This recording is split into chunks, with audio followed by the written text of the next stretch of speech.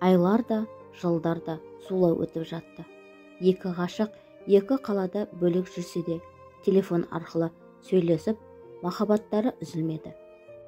Әрбір мерекеде Дастан қымбат сыйлықтарымен Саягүл оқып жатқан қалаға келіп кездесіп тұратын. Ондай сәтте Саягүлдің қасындағы достары іштей қызғанатын. Саягүлдің группалас досы талай рет Дастанға звондап, мазасында алған болатын. Сонда да Дастанның жүрегі сол бір томпақ арудан басқаға бұрылмады. Ауылда да талай қыздар өздері сезімдерін білдірген. Бірақ қара торы сымбатты Дастан ол қыздардың сезімдеріне рахмет айтып, тек Саягүлді сүйетінін айтып кете қалатын. Саягүл оқуды бітіріп ауылға мамандығы бойынша мұғалім боп жұмысқа орналасты. Дастан болса сол баяғы күтумен әрбір күнін өткізіп жүрді. Тапқан табысының жартысын Саягүлге жұмсайды.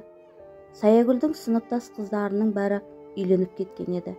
Әлі де үй болуға дайын болмаса да, құрбыларының тойына барып, еліктеген ойсыздау Саягүл Дастанға өзі бүгін мені алып қаш, сенің мәңгі жарың болғым келеді деген сөзді айтқанда, Дастан өзін әлемдегі ең бақытты жан санады.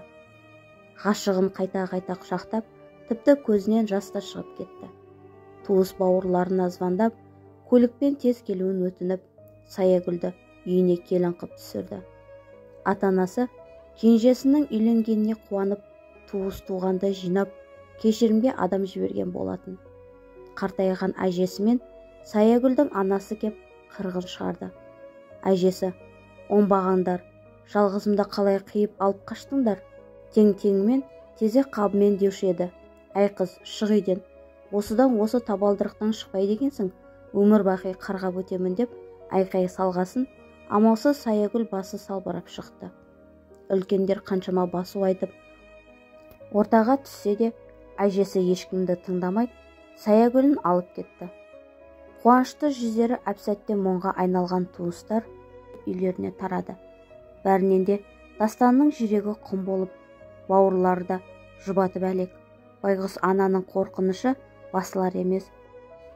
Ұлы өзіне қол жұмсап қояма деген оймен күндері өтіп жатты. Жүрегі жаралы Дастан ішкілікке құмар болып алды. Жора жолдастары, бауырлары: "Еркек емессің бе? Қайдағы бір қызға бола әлақ сұлу қызды жар етесің" деп жұбатуда. 2-3 ай өтпей Саягүлді ата-анасы өздерінің алыс туыстары, малы көп жандарға ұзатып жіберді. Сондағы Дастанның жай-күйін айтпаса да белгілі еді. Ол азаптан тез құтылу үшін сыртқа жұмысқа кетіп, бар ойы Саягүлді ұмыту үшін. Бір күндік тәнін сататын қыздармен уақытын өткізіп жүрді. Солай нәпсінің құлы боп жүргенде ауру жұқтырып, ауруханаға жатып, біраз емделген болатын. Арада 1 жыл өтіп, Саягүл барған жеріне сіңісе алмай, қайын жұрты айқай-шумен үйіне әкеп тастады. Бір жағынан бала тумады деген сылтаулары да бар. Үйінің жалғыз еркесі Саягүлдің үй тірлігіне мүлде ебі жоқ еді. Келін болғанда үйіндегідей түскі уақытқа дейін ұйықтап, істеген ісі де шала. Басында енесі шыдап, әрі-бері үйреткен болатын. Әбден өзінікі дұрыс болатын ерке қыз бұндай тәртіпке көнбей, ұрыс-керіс көбейе бастады. 1 жыл шыдаған енесі келіннің өзіне бағынбайтынын біліп әкеп тастады. Саягүлдің күйеуіне бәрібір еді. Аздап басында ақауы бар. Тұр дегенге, жүр дегенге көне беретін жан. 4 түлігінің соңынан жүргенге еті үйренген пенде еді. Саягүлдің ата-анасы сол 4 түлігі көп болғасын, өздеріне тең келетін жания деп қыздарын берген болатын. Ғашығының күйеуден қайтып келгенін естіген Дастан жүрегінде бір үміт пайда болып, ауылға қайтып келді. Әке-шешесі ұлының келгеніне қуанып, "Балам-ау, қашан келін әкелесің? Жасыңда біразға келді ғой" деп шет жағасын ескерткен болатын. Жүзіне күлкі үйірілген ұлы: "Сәл күте тұрыңызшы, жақында боп қалады" деп жауап қатты. Ұлының қуанышты жаңалығын бәрін қуантып тастады. Мүлде үйленбей қалама деп қорыққан еді анасы. Бірақ ұлының бұрынғы ғашығын әкелгенінен бейхабар. Дастанның анасы туыстарына: "Ұлым жақында келін әкеледі, тойға дайындалыңдар деп бәріне хабарлап шықты. Қайтсын енді, қуанышын жасыра алмай жеті шелпекте таратып келін келетін күнді асыға күтуде. Ебін тапқан Дастан бұрынғы сүйіктісімен кездесті. Бұрынғыдай сыйлығын сыйлап, қыз бен жігіт сияқты махаббаттары қайта ояна жүре бастады. Бір айға жетпей, Дастан үйленуге ұсыныс жасағанда Саягүл бірден келісті. Саягүлдің әке-шешесі де бұрынғыдай емес басылған. Қызының қайта тұрмыс құратына қуанбаса ренжіген емес. Бәрінен де Дастанның әке-шешесіне ауыр соққы болды. Ұлына қанша ақыл айтып, тіпті Саягүлді қабылдамаймын деген сөзінде тыңдамай, біраз ұрыс-керіс болды. Ғашықтан көзі байланған Дастан, апа, бұрын Саягүлден тағдыр алшақтаған еді. Енді қолым жеткенде сіздер кедергі боп тұрсыздар. Бұл қандай өмір? Анасы болса, балам-ау, өзіңде ми бар ма? Ол есік көрген, әрі жұрттан да естіп жатырмын. Бала тумайтын бедеу. Айналайын жарығым.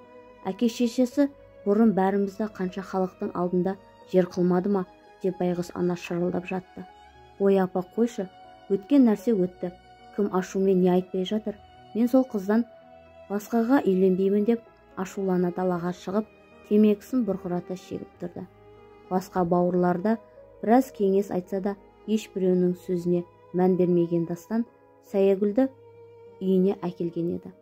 Ашуланған әке-шеше қарғап-сілеп екеуінде үйден қуып шықты. Бір кездері Саягүлдің әжесінің сөздері әлі де көкейінде сақталып қалған ана іштей қайғырса да туыс туғаннан елдің алдындағы намысы жібермеді ме? Саягүлді көрген бойда ашуға мініп, айтпаған сөзін айтып, ақыры ұлында үйге кіргізбей қуып шыққан болатын. Екі ғашық үнсіз қалаға қарай жол тартты. Пәтер жалдап, өздерінше бақытты күндерді кешіп жатты. Дастанның бар тапқанын жинап, ретімен жұмсайтын Саягүл ме? Үй болып адам болудың орнына болмайтын нәрсеге жұмсайтын. Әйел болып тамақ жасауды қойған. Жейтіні бірыңғай көше тамақтары, газды сусындар, тәттінің түр-түрі. Онан қалса қымбат киімдерге ақша жұмсап, пәтерге төлейтін ақша таппай қалатын кездерде болды. Дастан болса, әйелінің барлық тірлігін орындап, екі жұмыс жасайтын болған. Бұрынғы сымбатты Дастан бір жыл болмай жатып азып кетті. Ұйқысы мен тамағы дұрыс болмай, соңғы кездері іш құрылысы жиі ауырып жүрсе де мән бермей жүре берді. Саягүл де жұмысқа орналасқан болатын. Айлығы өзінен мүлдем артылмайтын болған. Қымбат тон, қымбат киімдер, бояуы, әйтеуір таусылмайтын қыдырысы бар. Өзін сонша сүйген Дастанды ойламайтын. Басында сүйген сияқты еді. Бірақ уақыт өте ол сезімде суыған. Кейбір кезде түнгі жұмысқа кететін Дастанға іштей күдікпен де қарайтын. Сол түнгі жұмысы екеуінің арасын суытқандай. Бала кезден тек өзін ғана ойлайтын Саягүл бар тәттіні жеп, бұрынғыдан да әбден семіріп барады. Дастанды жұмысы әрі әке-шешесі уайымдап күннен күнге тәбеті болмай жиі ауырып жүрді. Солай жүргенде жұмыстан да шығып үлгерді. Екі бүйректен жүре алмай қалған Дастан жұмыстан бірнеше рет қалып, ақыры босатылған еді. Біз қазақ ауырғанда емханаға бармай, әбден ауруының асқанған кезінде баратын жанбыз ғой. Дастанда жұмыс деп жүріп, денсаулығына қарамай, ақыры ауруы асқынып, бүйрек ауруына шалдықты. Бір-екі қадам аттаған соң тез шашып қалатын болған. 2-3 ауруханаға жатып шыққан, бірақ бүйрекке ота жасау керектігін айтты. Бұны естіген Саягүл қабағын түйіп, осы сенің ақ ауруың таусылмайды ғой. Ақшаның бәрі дәріге кетіп жатыр. Саған бола аштан өлетін болдым. Мен ойландым, маған аурубайдың керегі жоқ. Өмір бақи саған қарап өткім келмейді. Ертең әке-шешеңе апарып тастаймын деп есікті тас жауып жұмысына кетті. Қабағы қатулы Саягүл жұмысынан келіп киімдерін жинай бастады. Дастан болса үнсіз, іштей өзін кінәлі санап, әрі әке-шешесінің батасын алмай кеткені ішінде мұңды еді. Әйелінің осы уақытқа дейін өзін сүймегенінде жанына батып барады. іштей құдайым-ай, мені дәл қазір ана өмірге ала кетсең де ризамын. Бүгінгі таңнан тұрмай өліп кетсем де еш өкпем жоқ деп өзімен өзі күбірлей берді. Жаз айы еді. Көліктердің шуы, сигналдары еріксіз ерте оятты. Түнімен қайғырған Дастанның басы ауырып, мең-зең күйде. Асығыс жиналған Саягүл такси шақырып қойған еді. Ол да жетіп келе қойды. Әзер сүйретіле таксиге мініп вокзалға қарай жол тартты. Жолды көтере алмай қалған Дастанның әбден мазасы кеткен, үйіне жете алмай аудандағы ауруханаға түсті. Жүруге шамасы келмей, әбден әлсіреп, өмір сүруге деген үміті өшкен еді. Саягүл ауылға жетіп, Дастанның үйіне сәлемі жоқ кіріп келді де, ұлың өмір мен өлімнің үстінде жатыр. Барамын десеңдер, мынандай ауруханада деп, бетсіздене үйден шығып кетті. Ізінен енесі жүгіре. Не жағдай, не болды деп мән-жайды білгісі келген, бірақ қорлық көрген адамдай Саягүл алды-артына қарамай кетіп қалды. Не десе де іштен шыққан бауыр етін қалай қисын. Жанары жасқа тола, асығыс жиналған ата-ана басқа да балаларына хабарлап, аудан орталығына қарай құстай ұшты. Жол бойы іштей өздерін кінәлауда. Кезінде ашумен айтқан қарғыс ұлымның өмірін құртатын болды деген ой жеп барады. Ауруханада жатқан кенже ұлының құр сүлдері қалған жағдайы тым ауыр екенін білген соң, әке-шешесі Алладан жалбарына шипа сұрады.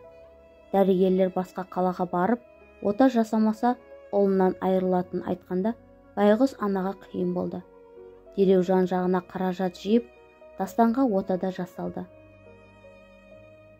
Ота сәтті шықса да, әлі күнге дейін біраз күтім керек болғандықтан, мүгедектер арбасына отырған Дастанға анасы қамқор болып, бар жағдайын жасап отыр.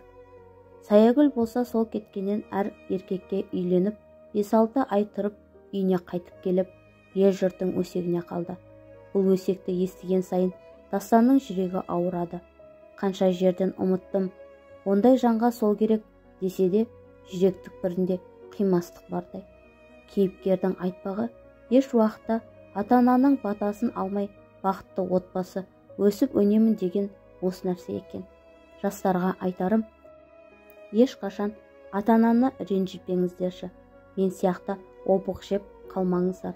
Қартайған уақытында әке-шешені бағып, бақытқа кенелтудің орнына оларға масыл боп отқаным жанымды жегідей жеп барады. Бірақ Алладан әлі де үмітімді үзбеймін. Әке-шешемді бақытты қылатын күнге тез жетсем деймін.